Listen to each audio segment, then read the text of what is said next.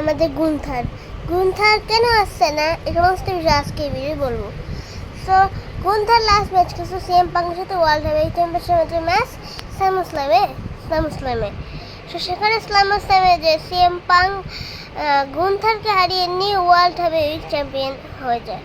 আর তখন যে জানি আমাদের স্যাথ ক্যাশিং করে নিউ ওয়ার্ল্ড হেভিওয়েট চ্যাম্পিয়নশিপ হয়ে যায়। সো ডিটেলসে বলা যাচ্ছে যে গুন্থার তখন ইনজুর্ড ছিল, এই জন্য গুন্থার আসেনি। আর কিছু আপডেট থেকে জানা পাচ্ছে যে সিএম পাঙ্ক, আমরা জানি যে সকলেই স্যাটারডে নাইট মেন ইভেন্টে একটা ম্যাচ আছে জে উসো ভার্সেস সিএম পাঙ্কের মধ্যে world heavyweight championship match, Saturday night main event নভেম্বরের 1 তারিখে। সেই ম্যাচে যদি সিএম পাঙ্ক জিতে, এটা বিশেষ সম্ভাবনা আছে জে উসো জিতার। যদি সিএম পাঙ্ক জিতে যখন সেলিব্রেশন করবে ওয়ার্ল্ড হেভিওয়েট বেল্টে, তখনই আমাদের রিটার্ন করবে গুন্থার রিটার্ন করে চ্যালেঞ্জ করবে সিএম পাঙ্ককে।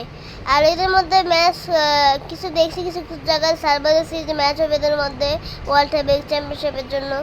সো ডিটেলসে দেখি যে কথাটা কি সত্যি, স্যাটারডে নাইট মেন ইভেন্টে আসবে নাকি গুন্থার।